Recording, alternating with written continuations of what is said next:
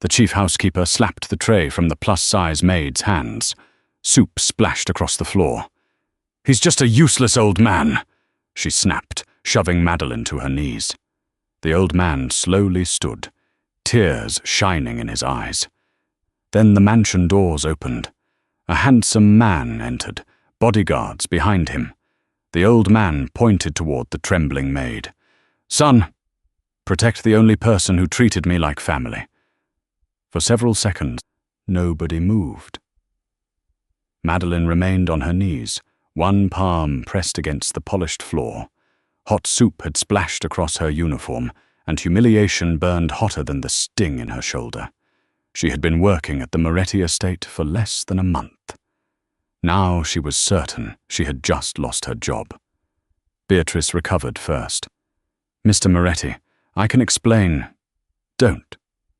Alessandro's voice was quiet.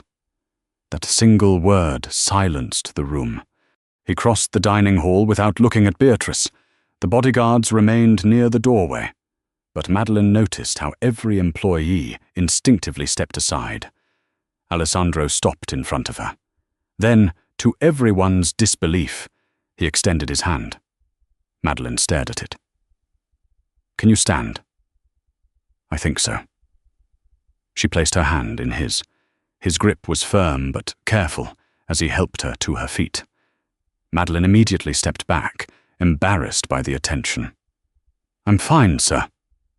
Alessandro's gaze dropped to the red mark forming on her wrist. His expression barely changed. Somehow, that was worse. "Who touched her?" Beatrice went pale. Giovanni answered before anyone else could. "She did." His voice carried none of the warmth Madeline knew. And she wasn't alone in forgetting how people should be treated. Alessandro finally turned toward Beatrice. Madeline had expected shouting. Threats, perhaps. Instead, he simply studied the chief housekeeper with an unnerving stillness. "Leave the room." "Mr. Moretti, please. I thought he was—" "What?" Giovanni asked softly. Beatrice froze. "What did you think I was?" The question seemed to shrink the entire room. "A former employee," Beatrice whispered. Giovanni gave a tired smile. "And that made cruelty acceptable?" Nobody answered. Madeline looked from the old man to Alessandro, struggling to understand what was happening. "Wait." Everyone turned toward her. Her instinct screamed that speaking was a terrible idea, but she continued anyway. "Please don't punish anyone because of me." Beatrice stared at her in disbelief. Alessandro did too. Madeline swallowed. "What happened was wrong, but I don't want somebody destroyed because I fell on the floor." Giovanni's eyes softened. Alessandro's did not. But something in his attention changed. He had spent years around people who begged when consequences reached them. He was not accustomed to someone asking mercy for the person who had just humiliated her. "This isn't only about you," Alessandro said. "I know." Madeline glanced at Giovanni. "But I think he should decide what happens. He's the one everyone was disrespecting." A faint smile touched Giovanni's mouth. "There she is." Madeline frowned. "There who is?" "The woman who has been ordering me to drink less sugar in my tea for 3 weeks. A few employees looked as though breathing had become dangerous. Madeline stared at him. "You told me your doctor said to cut back." "He did." "Then being secretly important doesn't make your doctor wrong." Giovanni laughed. It was the first warm sound in the room. Even Alessandro's expression shifted almost imperceptibly. Madeline looked between father and son again. "I'm sorry, but could someone explain exactly what's happening?" Giovanni approached her. "My name is Giovanni Moretti." Madeline's face slowly changed. She knew the surname. Everyone in the city did. Her eyes moved toward Alessandro. "And he's my son." Madeleine closed her eyes for one painful second. "Oh," Giovanni chuckled. That's all. I'm deciding whether fainting would improve the situation. This time Alessandro almost smiled. Almost. Giovanni gently touched Madeline's arm. You treated me well when you believed I had nothing to offer you. I made you lunch. You gave me something rarer than lunch. Madeline looked at him. Respect. Across the room, several employees lowered their eyes. Alessandro watched Madeline closely. Her uniform was stained. Her dignity had been attacked in front of an entire household. She had just discovered that the harmless old man she had been serving tea was his father. Yet she had not asked for money. She had not demanded revenge. She had not even tried to impress him. Instead, she had defended the dignity of the man everyone else had overlooked. And for the first time that afternoon, Alessandro's anger gave way to something else. Curiosity, because he suddenly wanted to know why. The next morning, Madeline found Giovanni exactly where she had first met him 3 weeks earlier. He sat near the kitchen garden in a plain brown jacket, reading a newspaper as though the previous afternoon had never happened. Madeline stopped beside him. You own suits, don't you? Giovanni lowered the newspaper. Several. Expensive ones? Unfortunately. Then why do you keep dressing like someone's retired uncle who wandered in looking for free coffee? Giovanni laughed. From the terrace above them, Alessandro heard it. He had been halfway through a phone call when Madeline's voice made him pause. Giovanni folded his newspaper. Because expensive clothes make people behave differently. Madeline's smile faded slightly. He explained that for years, whenever he visited the estate, he sometimes arrived without a driver, tailored suit, or visible security. He never lied about who he was. He simply stopped announcing it. The results had disappointed him. One employee had once told him to use the servants' entrance. Another had removed him from a sitting room because an important guest was expected. A senior footman had refused him coffee, then served an expensive bottle of wine, minutes later, to a businessman whose name appeared in financial magazines. Others simply walked past him. They thought you were poor, Madeleine said. Worse. Giovanni looked toward the mansion. They thought I was unimportant. Madeline sat on the bench beside him. And you kept coming back? I hoped someone would surprise me. That's a depressing hobby. Giovanni smiled. It was. Until her. During Madeline's second week at the estate, she had discovered him waiting alone outside while rain threatened overhead. She had brought him inside without asking whether he belonged there. When he apologized for dripping water onto the marble floor, she handed him a towel and said marble had survived dinosaurs and would probably survive his shoes. Another afternoon, she had found him struggling to read the tiny instructions on a medicine bottle. She had read them aloud without making him feel embarrassed. Then there was the tea. Giovanni liked 4 teaspoons of sugar. Madeline permitted 2. That disagreement had apparently become serious family business. You still owe me 2 teaspoons, Giovanni reminded her. You're 74. Exactly. I've earned them. You've earned herbal tea. That sounds like punishment. Madeline laughed. Neither noticed Alessandro approaching until his shadow crossed the stone path. Giovanni immediately looked betrayed. Your employee is starving me. Alessandro glanced at Madeline. My father owns half the companies that supply food to this estate. Then he can afford vegetables. A dangerous silence followed. Madeline wondered whether joking with the city's most intimidating businessman on her 4th week of employment qualified as professional self-destruction. Then Giovanni began laughing again. Alessandro's mouth curved slightly. You speak to everyone this way? Only difficult people. My father? Madeline considered him. Both of you, apparently. Giovanni looked delighted. Alessandro did not answer, but something unfamiliar settled behind his eyes. He had watched people change personalities the moment they recognized his surname. Voices softened. Backs straightened. Smiles appeared. Madeline had discovered who Giovanni was yesterday, yet today she was still arguing about sugar. Nothing had changed. That fact stayed with Alessandro long after he returned inside. Later that afternoon, Giovanni found Madeline arranging flowers in the smaller dining room. He placed a wrapped pastry beside her. She looked at it suspiciously. "What is that?" "Bribery." "For what?" 3 teaspoons tomorrow. 2. 2.5. 2. Giovanni sighed dramatically. "I finally find the daughter I never had, and she's a tyrant." Madeline's hands stopped over the flowers. The joke had been light, but something underneath it wasn't. Giovanni seemed to realize what he had said and looked away. Madeline quietly pushed the pastry back toward him.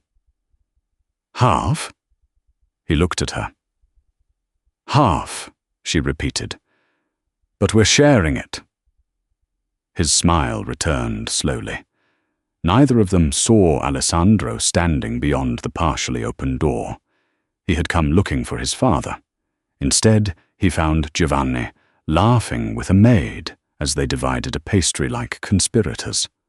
Alessandro could not remember the last time his father had looked so content inside that house. And suddenly, his curiosity about Madeline became something deeper. Because whatever she had given Giovanni, Alessandro was beginning to understand that it had started long before anyone knew her kindness would be rewarded. Alessandro learned the reason 3 evenings later. He found Madeline in the library, returning a stack of books Giovanni had abandoned across 3 different rooms. "You know there are people employed to do that," he said. Madeline glanced over her shoulder. "I am one of those people." "That wasn't what I meant." "I know." She smiled and slid another book onto the shelf. Alessandro remained near the doorway. Most people became careful around him. Madeline did too, but not in the usual way. She respected his authority without performing for it. "My father likes you." Madeline looked amused. "He likes anyone willing to negotiate over dessert." "He doesn't." The certainty in Alessandro's voice made her smile disappear. "He hasn't trusted people easily for a long time." Madeline lowered the book in her hands. "I don't think he needs to trust me with anything important. He already does."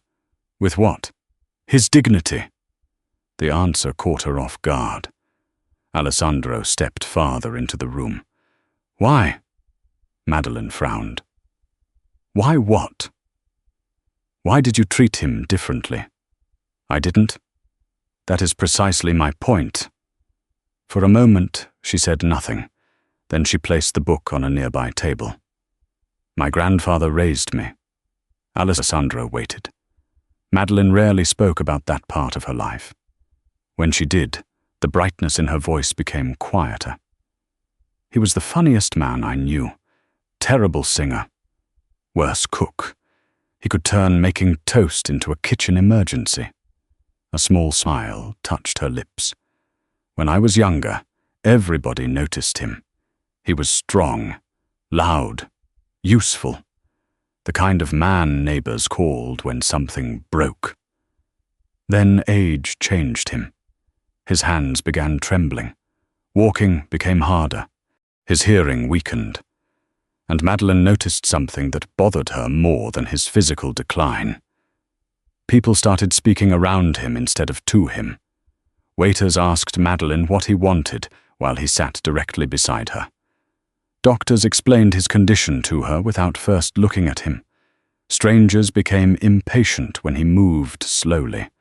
Some relatives stopped inviting him places because accommodating him was inconvenient. "He told me once that getting old wasn't the hardest part," Madeline said. feeling like he'd disappeared was. Alessandro's expression changed. Madeline looked down. I couldn't fix his health. I couldn't stop time.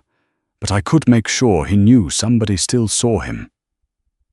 She cared for her grandfather until his final months. She prepared his meals, helped him dress, listened to stories she had already heard dozens of times. And when he died, Madeline made herself one promise. If she ever saw another older person being treated as invisible, she would not join the crowd pretending not to notice. So when I saw Giovanni sitting alone, she said, I didn't see your father. I didn't see a Moretti. She shrugged gently. I saw an old man. Nobody had offered tea. Silence filled the library.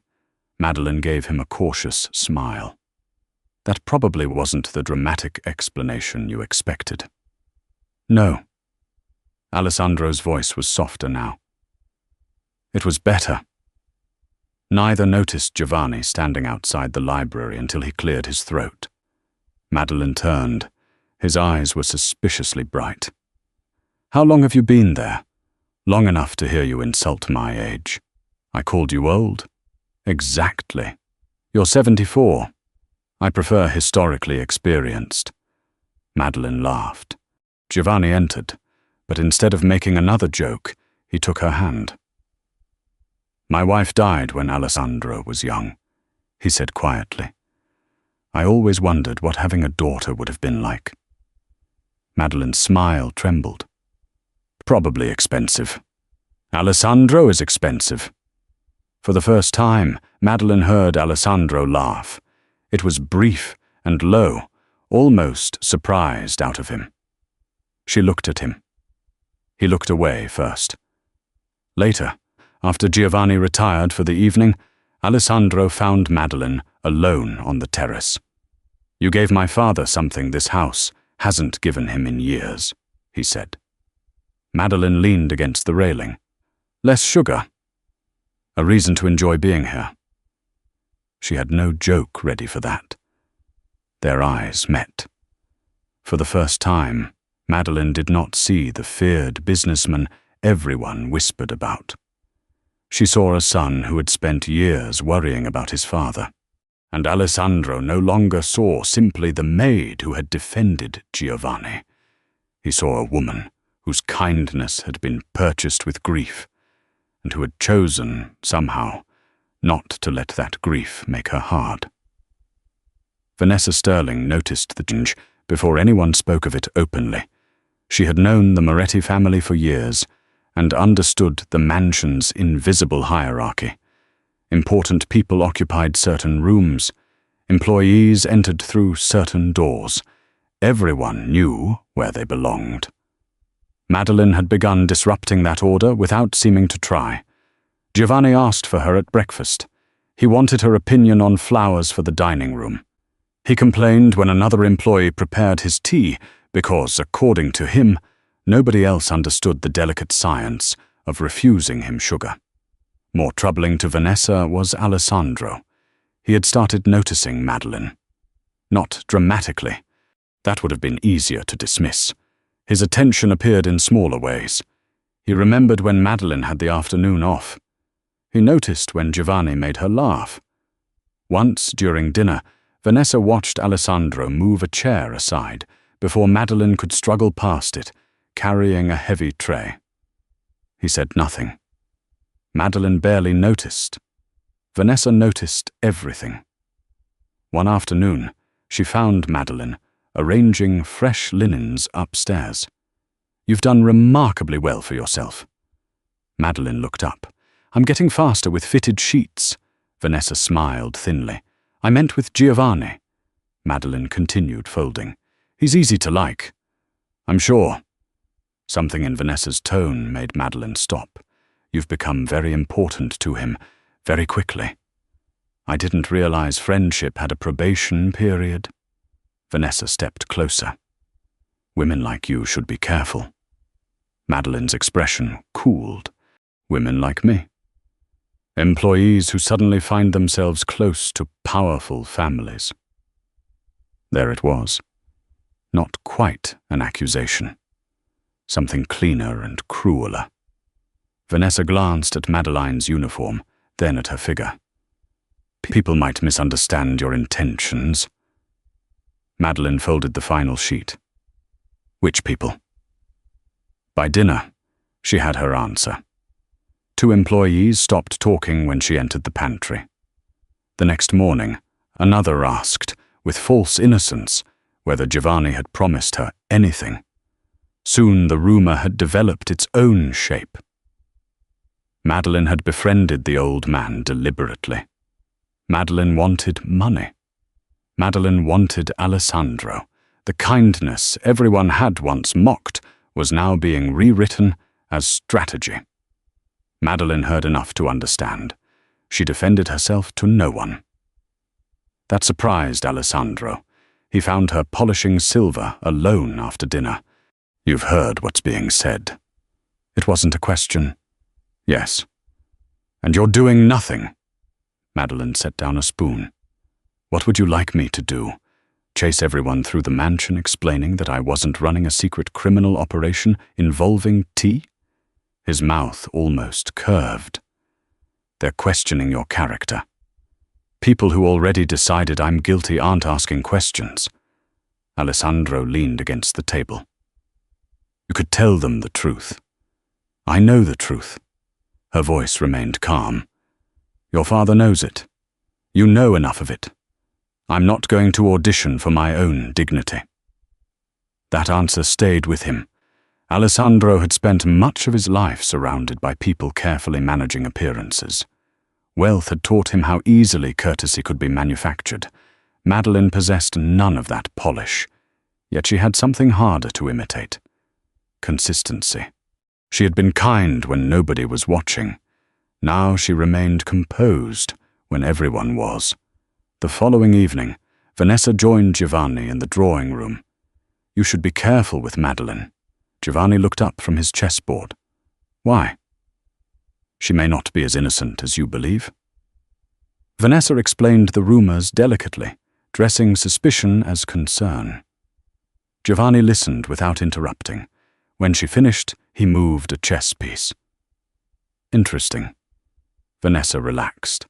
Then Giovanni looked toward the doorway. Madeline stood there, holding his tea. She had clearly heard enough.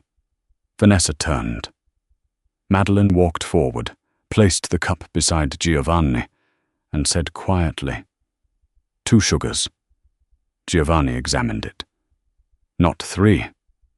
Absolutely not. She left without defending herself. Giovanni watched her go. Then he turned back to Vanessa. Something had changed in his face. For years he had quietly watched people reveal themselves when they believed an old man held no power.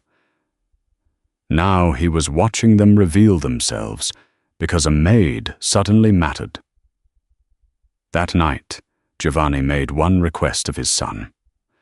Tomorrow morning, he said, I want everyone in the main hall. Alessandro studied him.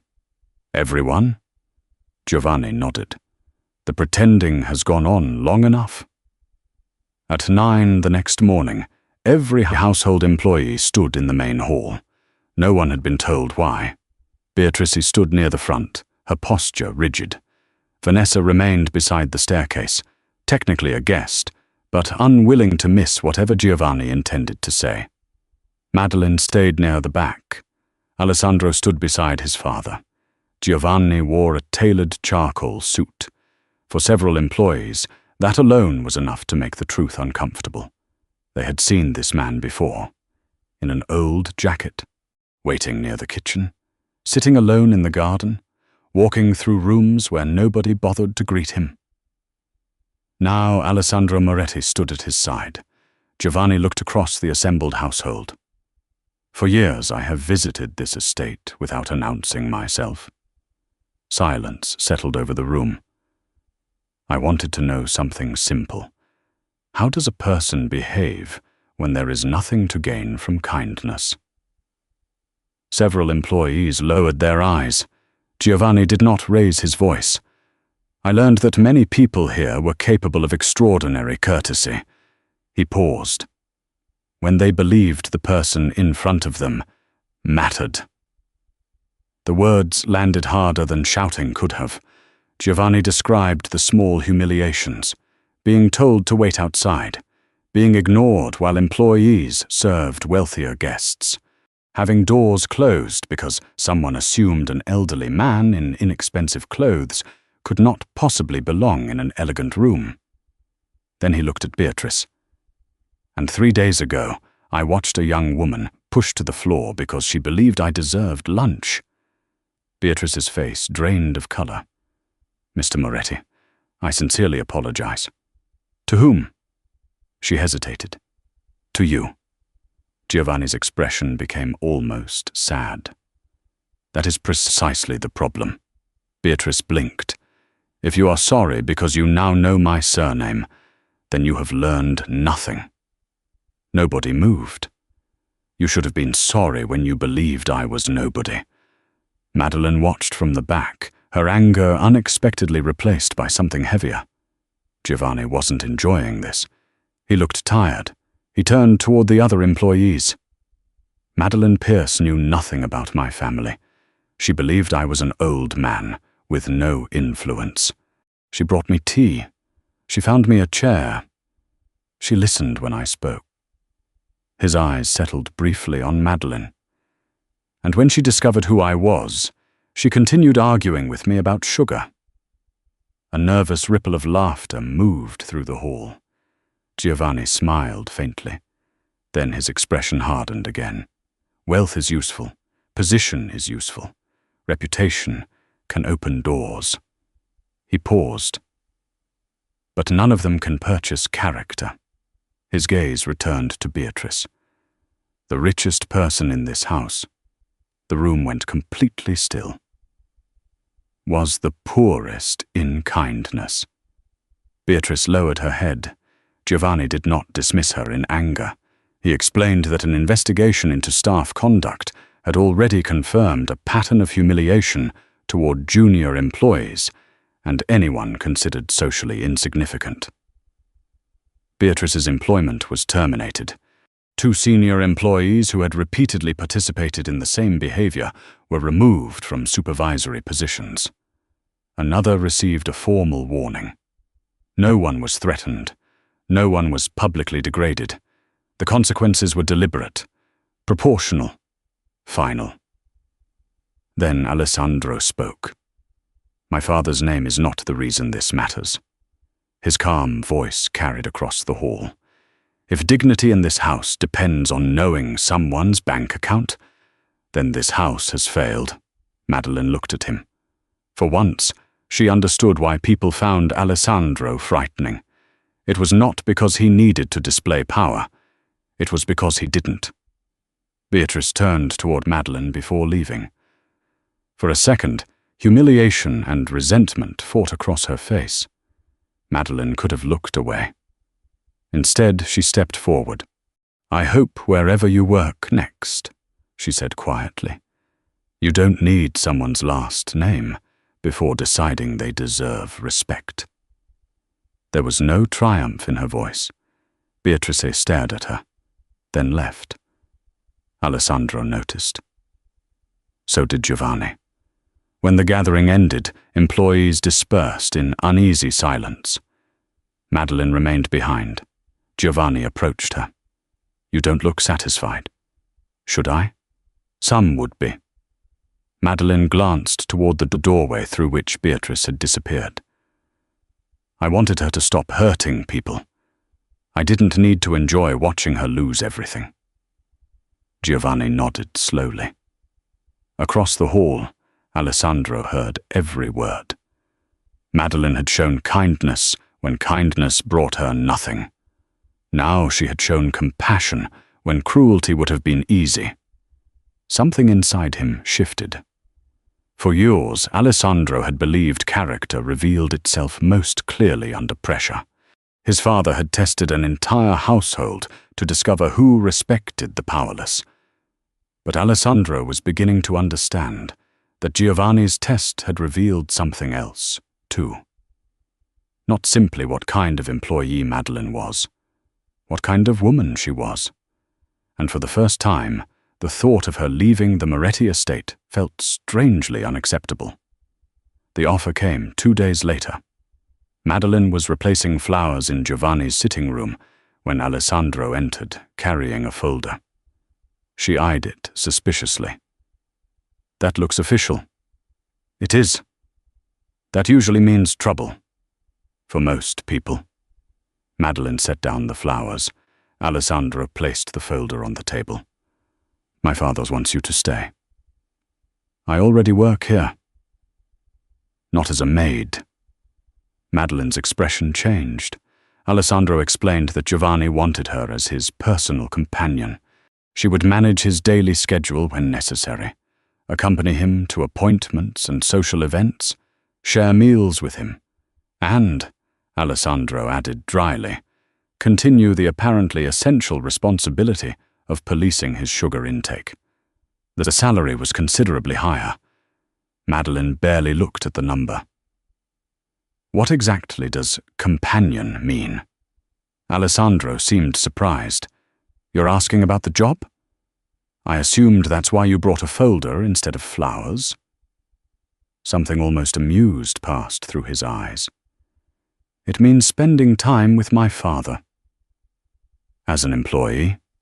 "Yes." Madeleine hesitated. Giovanni appeared in the doorway. "She's going to reject me, isn't she?" "I haven't rejected anyone." "You have that face." "What face?" "The responsible one." Madeline folded her arms. "If I accept, I'm not going to spend my days calling you Mr. Moretti and pretending every opinion you have is brilliant." Giovanni looked offended. "Most of my opinions are brilliant. You wanted chocolate cake for breakfast yesterday." "A brilliant opinion." Madeline looked toward Alessandro. "And I won't flatter him because he's wealthy. I would be disappointed if you did. And if he needs someone to tell him he's being impossible?" Alessandro's answer came immediately. "Please consider that your primary responsibility." Giovanni muttered something about betrayal. Madeline laughed, then she looked at the folder again. "I'll do it." Giovanni's face brightened. "But only if nothing changes between us." He crossed the room and kissed her forehead. "Agreed." Something did change, however. Not between Madeline and Giovanni. Around them. Within weeks, the mansion began feeling less like a museum dedicated to wealth and more like a home. Madeline convinced Giovanni to eat breakfast outside when the weather was good. She persuaded him to resume playing chess, then discovered he cheated shamelessly whenever losing. He accused her of slander. She threatened to photograph the evidence. Junior employees became less frightened of making mistakes. Madeline knew their names, asked about their families, and treated new staff with the same patience she had once wished others had shown her. Giovanni followed her example, and Alessandro watched. At first he told himself he was simply pleased because his father was happier. That explanation became less convincing when he began arranging his schedule so he could join them for dinner, or when he started recognizing Madeline's footsteps in the corridor, or when he discovered he knew exactly how she took her coffee. One evening, he returned after midnight and found her in the kitchen. Madeline sat barefoot at the table, eating leftover pie. She looked up. "Long day?" "Yes." She pushed a second fork toward him. Alessandro stared at it. "What?" "You look like someone who needs pie." "I don't eat dessert at midnight." "That's tragic." He should have continued upstairs. Instead, Alessandro removed his jacket and sat opposite her. They shared the pie without ceremony. Madeline didn't ask about his business. He didn't ask why she was awake. For 10 quiet minutes, Alessandro Moretti was not a chairman, a feared name, or a man whose presence changed rooms. He was simply tired. Madeline allowed him to be. When the plate was empty, she stood. "You stole most of that. You gave me the fork." I misjudged your character. Alessandro smiled. This time he didn't hide it. Madeline noticed. So did the strange warmth that moved through her when he did. She turned toward the sink before he could read too much from her face. Behind her, Alessandro realized something equally unsettling. His father's happiness was no longer the only reason he looked forward to coming home. Days became weeks. The three of them developed small rituals. Morning arguments over Giovanni's breakfast, afternoon chess games, occasional dinners that lasted far longer than necessary, because Madeline made Giovanni laugh until he forgot to complain about his knees. Alessandro slowly became part of those rituals. Not because anyone invited the powerful Alessandro Moretti, because Madeline simply pulled out another chair. One evening, Giovanni watched his son listening, while Madeline told an absurd story about burning pancakes at 16. Alessandro was smiling again. Giovanni said nothing. He didn't need to. The house had once contained everything money could buy. Security, art, crystal, marble, silence. Madeline had brought something none of them had realized was missing: warmth. And somewhere inside that changing home, gratitude was quietly becoming something neither Madeline nor Alessandro could ignore much longer. A week later, Madeline found Alessandro alone on the terrace after dinner. Giovanni had gone to bed early, leaving behind an unfinished chess game and strict instructions that nobody touch the board. Madeline leaned against the railing beside Alessandro. "You're quiet tonight." "I am usually quiet." "There's quiet, and then there's standing outside looking like you're negotiating with the moon." A faint smile crossed his face. Then it disappeared. "My father wasn't always wealthy." Madalena waited. Alessandro rarely volunteered pieces of himself. She had learned not to reach for them too quickly.